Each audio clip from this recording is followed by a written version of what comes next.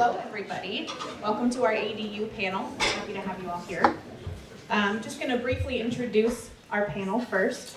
So first up, we have Michael Haas. We have Kara Rosansky, Israel Lopez, and David Weiser. Michael, if you want to tell us a little bit about yourself. Yeah. Hey, thanks for There's an on button.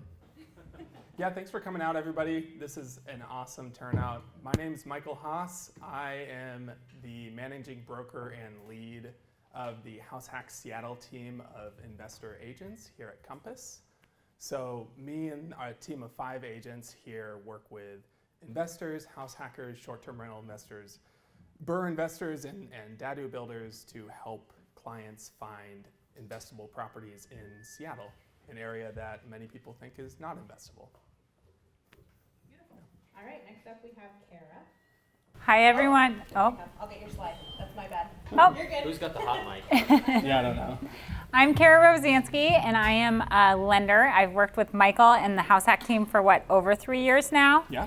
And I've been in the industry since 2009, and I guess I'm known for creative financing options and moving quickly. Beautiful. Beautiful. Next up, we have Israel. It's I'm me. sorry about the sound difficulties, guys. My name is Israel. I'm with Certain Lending. Have a background in general contracting. And as an investor, built ADUs in the past. We're known to be pretty much vertically integrated, to be able to take a project from a distressed state all the way into 30-year commercial debt. Happy to be here. Is it my mic? That's the hot mic? I have no idea who it is. I am David Weiser with Backyard ADU. I'm an ADU builder. So, yeah, that's about it. Yeah, I mean, ADU, this is probably not news to anyone. Accessory dwelling unit, you've got attached ADUs, which are just structures that are usually in the basement or connected by a breezeway to the main house, and detached DADUs, which are completely separate structures on an existing single-family lot. That single-family bit is really the thing that separates it from, say, a triplex or a duplex, is that when we say ADU, we're talking about an additional unit on a single-family property instead of just a duplex or a multifamily low-rise zoning here in Seattle. Awesome. Can you tell us what features you should look for if you're trying to find a property that you can build an ADU? Yeah, I've got a video up on YouTube that kind of walks through a bunch of different lots and what I look for when I'm looking for a good property to build an ADU and a DADU on it. It breaks down to kind of 3 key things. One is just placement of the existing house, right? DADUs do have to be in the backyard. You can't put them in the front of the house. So if your house is on a large lot and is placed towards the front of the lot, that gives you a lot more flexibility to place the DADU somewhere that's logical. Accessibility is huge, right? You get a long, narrow lot, and even if you can build a detached unit on it, getting to that unit can be very difficult. And if you get a lot with a back alley, so you can access it from behind, or a corner lot, which has kind of more than one street frontage, that opens up a lot of options for access that you don't have in a traditional, narrow, long lot. Awesome. And last question that I have for you is, do you have any advice for current investors who are interested in building an ADU? Yeah, I'm super excited to have, I'm super excited to have Kara and Israel here. And one of the reasons why I'm super excited is because this is the most common. Oh, that's fun. This one? Let's turn that one off. Yeah. Sorry, guys. Okay, let's try it.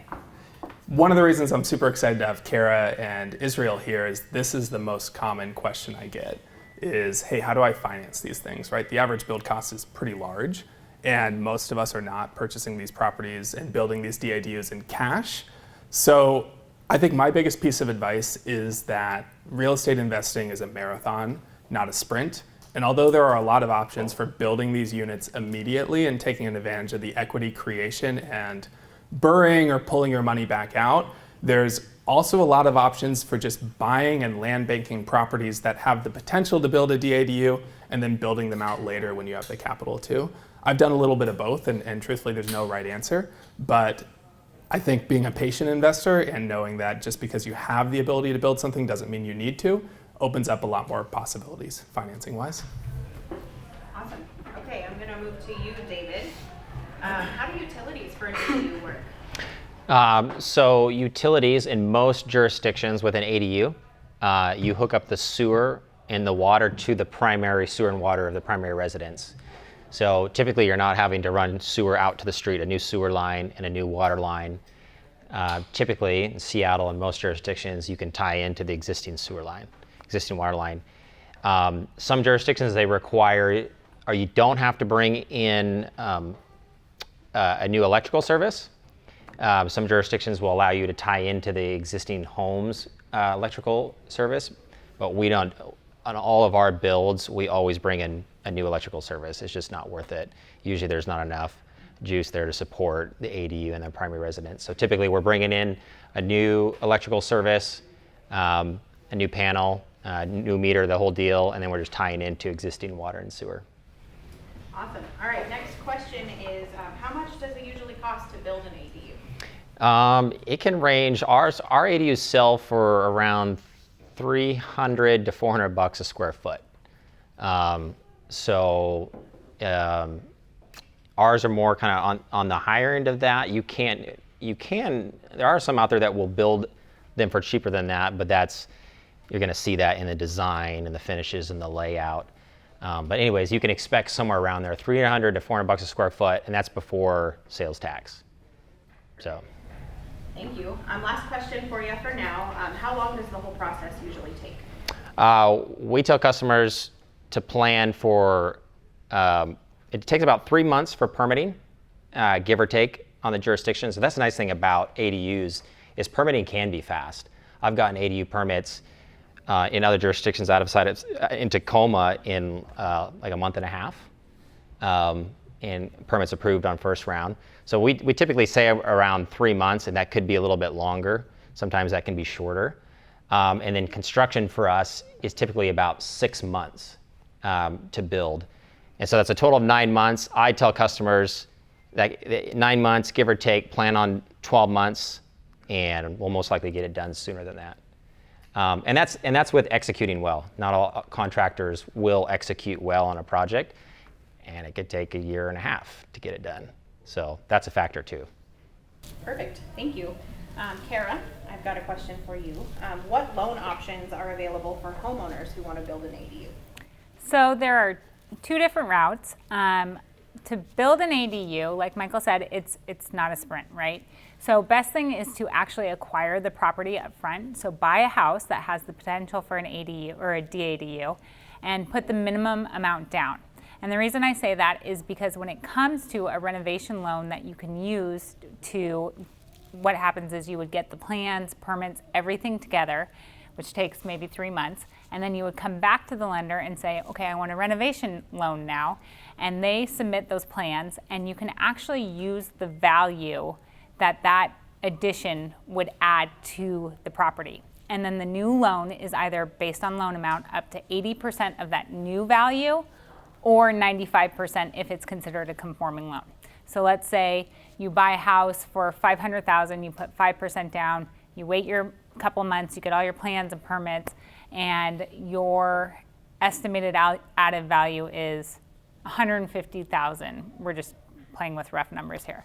So then at $650,000, your new loan can go up to 95% of that $650,000, and that extra cash is what's used to finance the actual construction of the DADU. Now, the other way you can look at it, if you're more in like the jumbo product, like over $1 million, is we look at the actual acquisition cost to calculate that new loan amount. But because we're in jumbo world, you're limited to 80% of the total acquisition cost. So it really comes down to saving your capital up front, because you are going to have to pay for the permits up front, right? Like as you're doing your due diligence and all the things. And then when everything's said and done, you might have to have that down payment to make up the difference. Perfect. How long does it typically take to get approved and receive funds to start construction on your ADU? So the reason I say that you want to acquire the property first is because it takes that 3 months to get the permits and plans completed. And we're in the Seattle market. No seller is going to be like, yes, we'll close in 3 months. I'll wait for your renovation loan. So you buy the house first, and then, though, once you get provided the permits and plans, we can close in 30 to 45 days. Perfect. All right, Israel, you're up. So what loan options are available for investors through hard money who want to build an ADU? I get this question often, and it really depends on the current state of the property, whether it's turnkey, livable, or if it's distressed.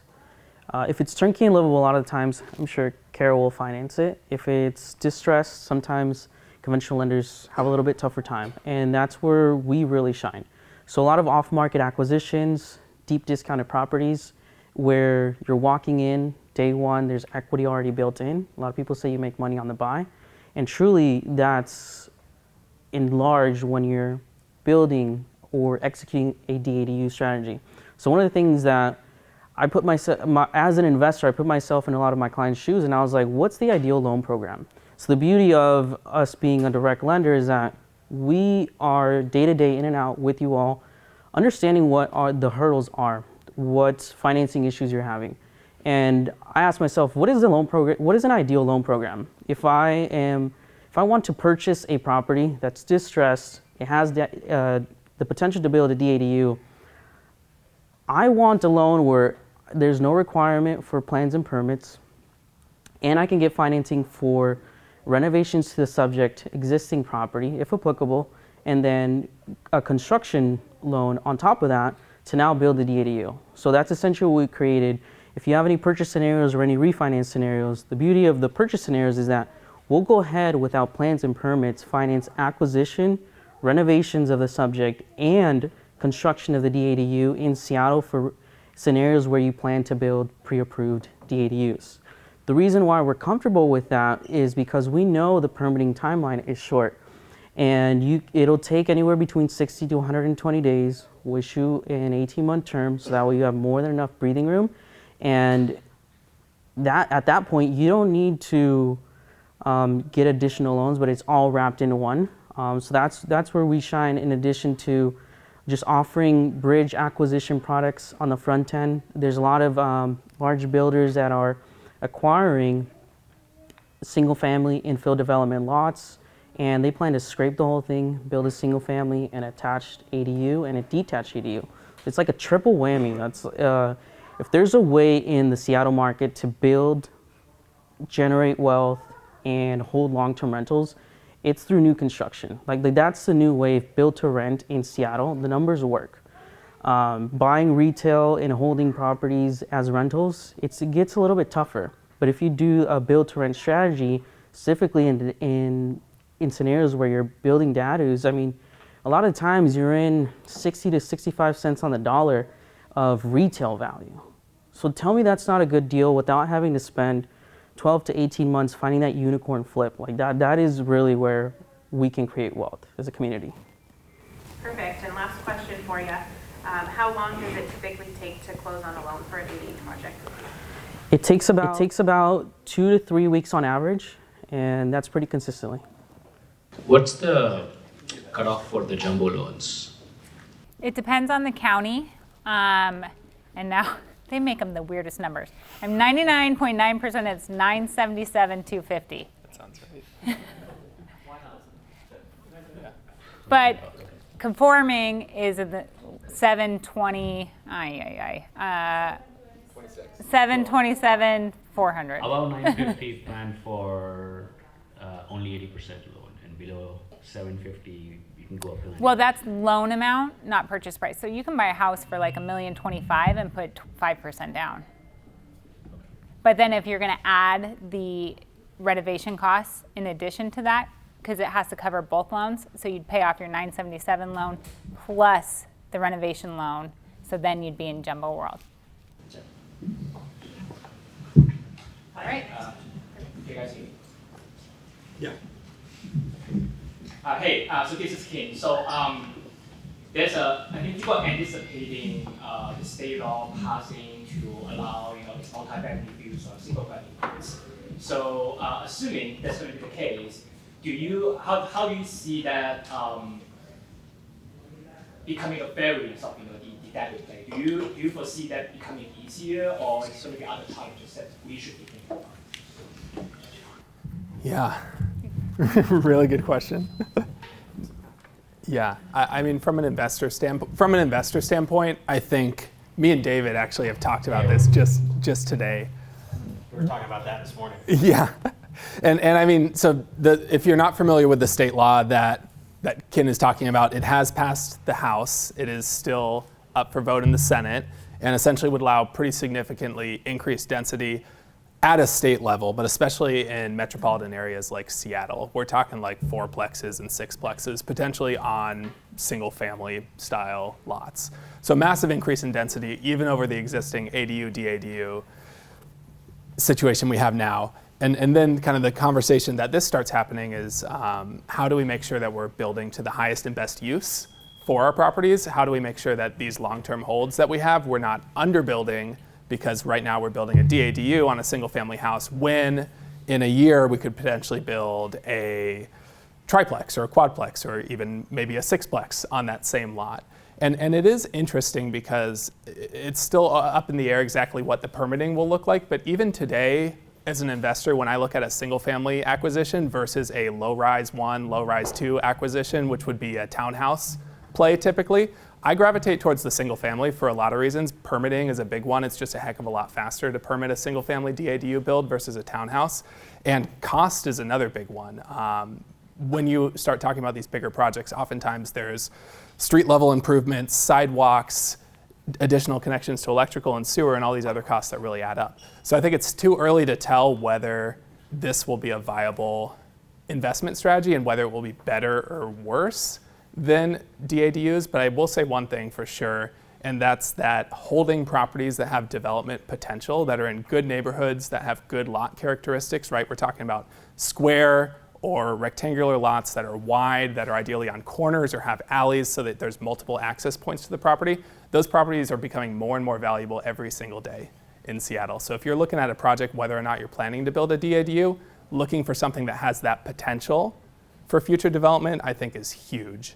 And those are the people that are going to get the outsized returns if that law does end up passing, right? I'll add to that too. Financing on a true zone multi-level is a lot harder to come by, and the rates are higher as well. So being able to, when a client is looking at a duplex versus a single family home, you can get into, or a triplex for even, you can get into a single family with an ADU and a potential DADU. For 5% down, opposed to 20% plus on the other options. And you can oftentimes generate the same rental income. Not to mention now Fannie and Freddie are allowing you to use the rental income even though it's not zoned multi-level or multi-unit. So there's advantages for buyers on that front too. Yeah. You want to hop in? I'm not using the mic. Yeah, should we just be loud? I can talk loud.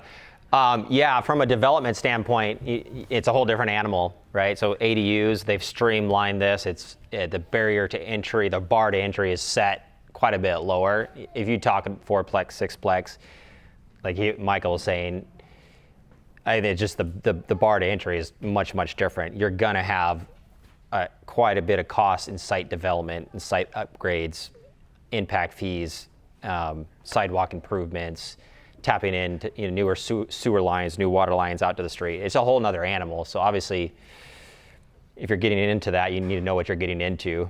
But the DADU is just, from like entry level investing, and moving from that, they're just, I don't think it can get much better. The permitting times are quick, so your cost for capital is much different. You're not strung out for two and a half, 3 years to get something done. I mean, you can literally get it permitted and be done and walk away in under a year. I mean, to me, so yeah, I think there's room for both. It's really kind of what you're trying to accomplish in what you have the capacity to do. A lot of us don't have the capacity to put a sixplex on a property, and so. I just heard you mention that say you only need 5% down if you're planning to add an ADU to a house, a single family house, would that have to be the primary residence? Yes.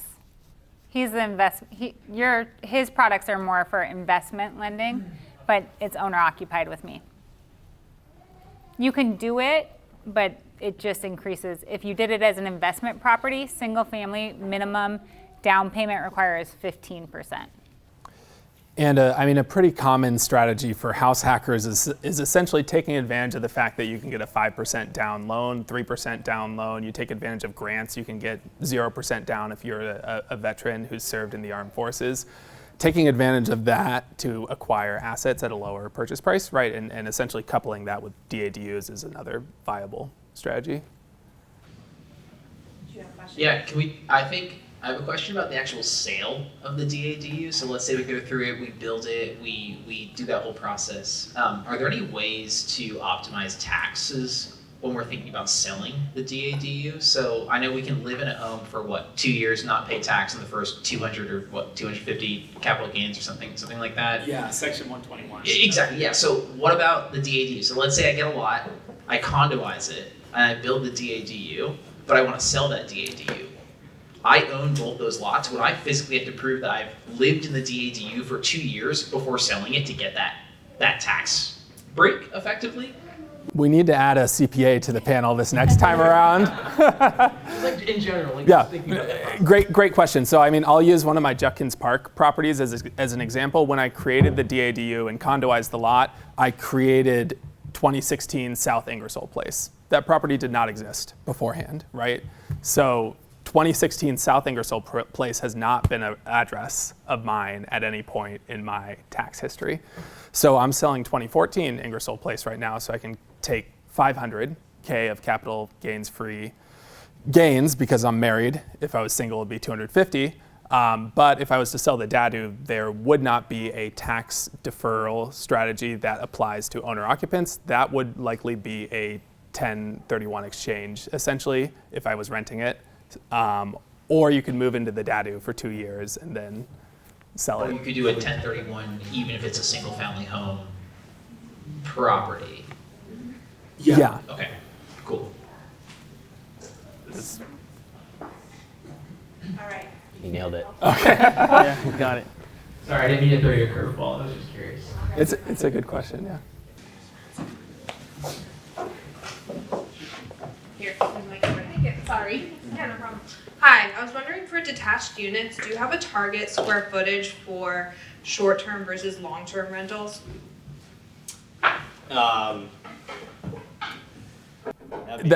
For you. Yeah, that's a really good question. I own a 400 square foot short-term rental on Alki Beach, and I do find typically that the wonky ones do well as short-term rentals, right? Airbnb is pushing people to the margins in terms of the type of home that they're promoting. You get an underground cave that's 375 square feet, and you're gonna crush a 1,000 square foot condo like all day. People are gonna eat that cave up. So in some ways, I see those strategies as a little bit not as compatible because these DADUs, although they're very nice, are typically more standard construction, new construction. So I would say that from an investment standpoint, no matter how I'm renting these properties, I would love to hear David's thought on dollar per square foot as you increase size.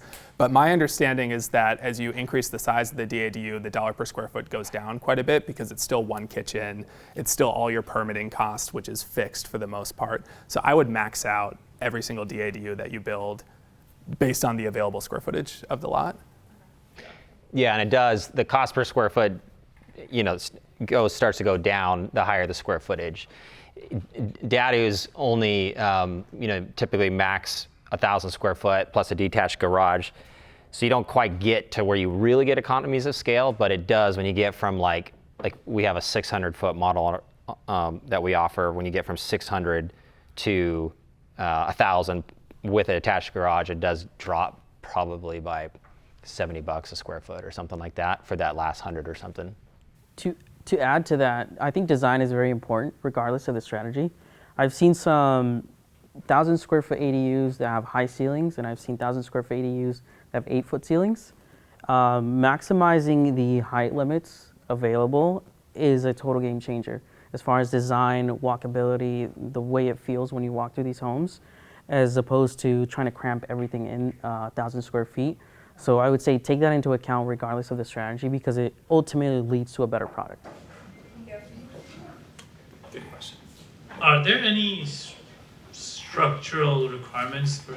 Are there any structural requirements for a unit, a DADU, to be considered a DADU? Like, does it have to be underground? Does it have to have a certain amount of square footage or something like that? An ADU or a DADU? A DADU. No, it's just built just like a house. There's nothing different about it than like if you were to build a primary residence. So yeah, structurally it's all the same.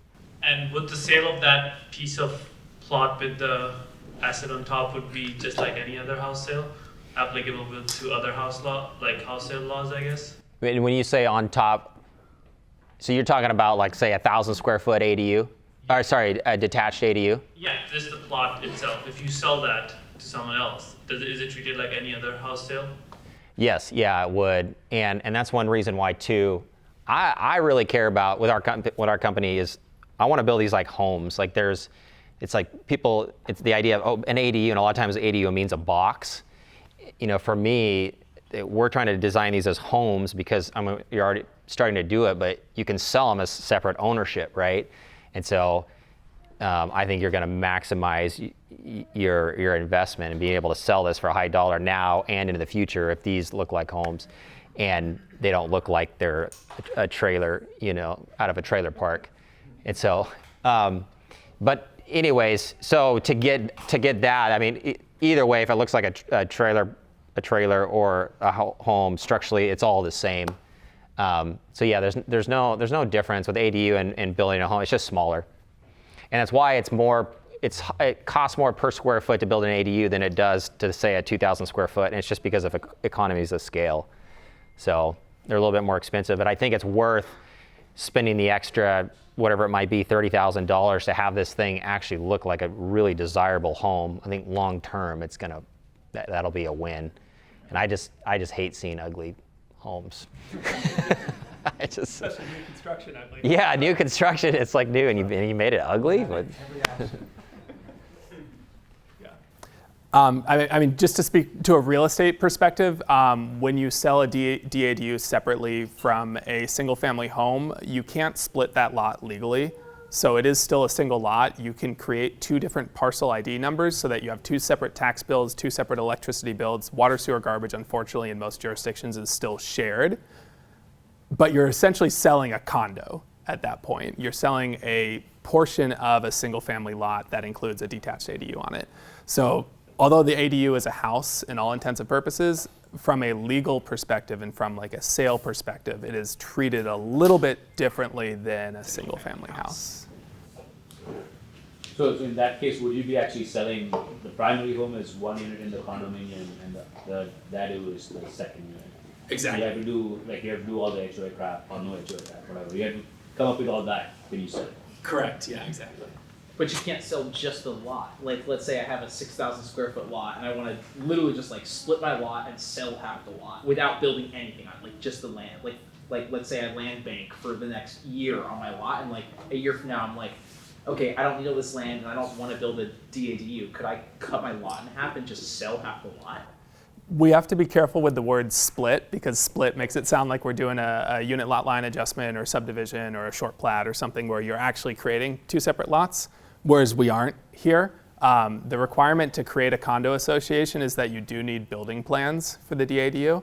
So you could sell it shovel ready with building plans, but they wouldn't let you create that condo association until you had an approved plan set. So you have to go through the condoization because you have the building plans, and then you can sell the free package basically. Exactly, and I'll give one for free because I want someone to do this because I've been too lazy to. Theoretically, you could go to a neighbor and you could say, hey neighbor, looks like, could you use an extra $100,000? Yes. It looks like you're not using your backyard. I have an idea for you. I would like to build a detached ADU in your backyard, and I would like to buy your backyard from you. All you have to do is go into escrow with me for this $100,000 transaction, and I'm gonna apply for permits for a DADU in your backyard, and once I get the permits, we can close on that transaction and I'll pay you $100,000 for your backyard. That theoretically is possible because once you have the permits, that neighbor has a sellable lot that you can actually fulfill a purchase and sale agreement on. So someone do that and then come back to me. Yeah. In your experience, when you guys have done the condominiumization of the DADU, what has that done to the property values or like the value of the existing home? You've seen many appraisals? I've seen a on this? lot of appraisals, and it's a $50,000 adjustment max. Really? So it's not a big hit to the subject existing property. It's well worth it. And that's why you can really do well on those type of deals here. If you're going to flip it and sell it, it's just you don't lose a ton of that value, and what you gain far outweighs what you lose. Yeah. So I've seen lots pre-permitted, basically already permitted, sell for $250,000 without being built or anything. So I've seen that pretty consistently. Yeah. That's condo lots that are. Yeah, condo lots ready to build. Yeah. Shovel ready. Yeah, sorry, you say. And just back to the question you were asking, yeah, I think too, like as far as, so if you're gonna build a DADU, I feel like you should look 10, 15 years ahead. And like, so if you build something and it's a box and it looks like a trailer, I think, 10 years, if you want to condo that off and sell it, say you're gonna keep it as a rental, but I think you're doing yourself a disservice. Like when it comes to that time, if you have a legit home at that time, there's probably gonna be so much value compared to something that just looks like a trailer, in my opinion. And so I think it's important to think about that stuff. Obviously the deal's got a pencil and you got to make it work, but I don't know that always just dumbing these things down as much as possible in a place like Seattle, because eventually people won't look at that as an ADU, they're gonna look at it as a house, right? It's gonna get so dense in Seattle that they won't like, oh, that's an ADU, it's a house. Yeah. So I have a question for the condoization deal. When you break the lot that way, do your available square footage, does that increase? What do you mean by available? So like when David did it, like I have a 7,500 square foot plot with I think David would talk, I think I could build up to 1,000 square foot on it. But if I decide to condoize it, then does that change from being 1,000 square feet to something bigger, maybe 2,000 square feet? To clarify, you wouldn't be able to condoize it until you had a approved plan set for the DADU. Right. So you would have already locked in your detached ADU plans at a certain square footage and then create the condo association. And under current land use code, there's no additional density that you can really build once you do condoize that you couldn't already, right? It is still like you could probably do an addition onto your home if there's still lot coverage ratio, but usually that's kind of the end of the build out. Yeah. Yeah, the land use code is going to supersede the condoization. As far as you're talking about later going back and adding on to those, I don't know the answer to that. I'm assuming the answer is no, because they're two separate. For example, could you, in this case, could you build like a 1,000 square foot with maybe an open roof constructed in such a way that you could build another 400 on top?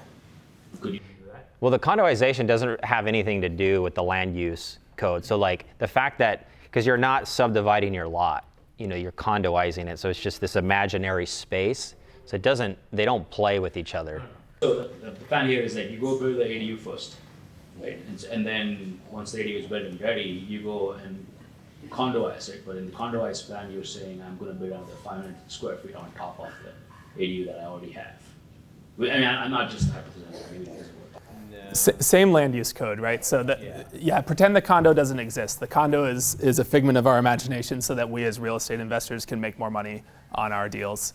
Like really that's kind of what it is, right? So, and the reason that the city and the state is allowing us as real estate investors to make more money on our deals is because they want the same thing that we want, right? They want additional density in Seattle.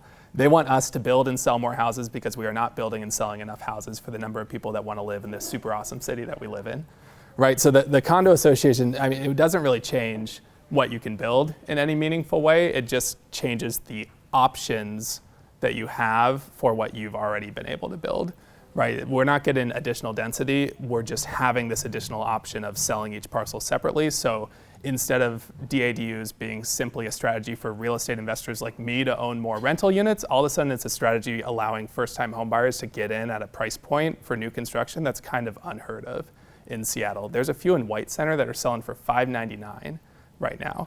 New construction, single-family home, no shared walls for $599. Like, it's White Center, right? It's not Queen Anne, but still, that's in Seattle. That's achievable for a lot of people, which is a win-win, I think.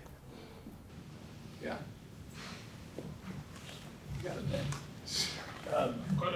So I think last time I looked at the pre-approved plan set for DADUs was a few months ago, and the majority of the pre-approved plans are in the 1,000 to 1,100 square foot range.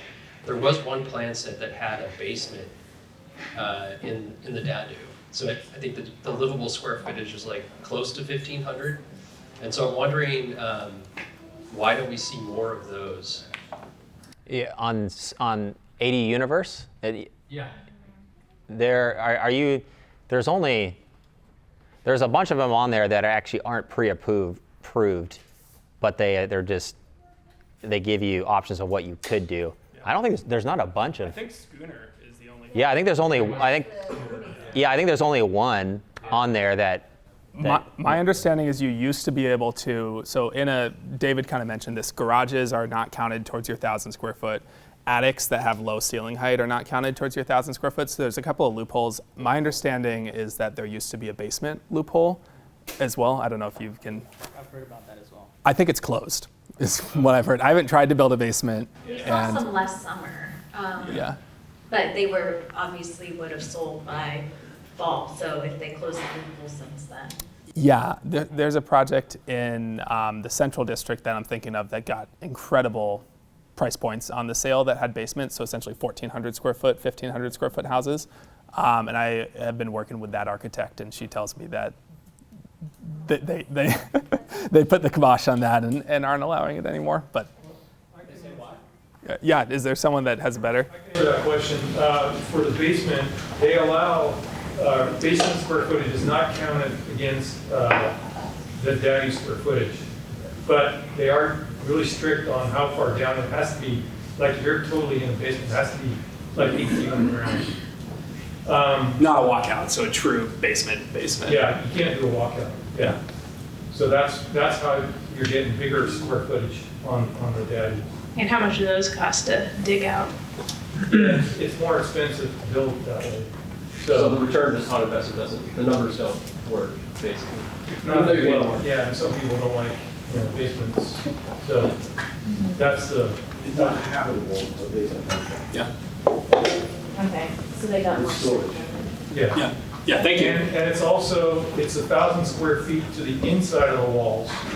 So that's why you're seeing 1,100. That's because usually the walls take up another 100 square feet.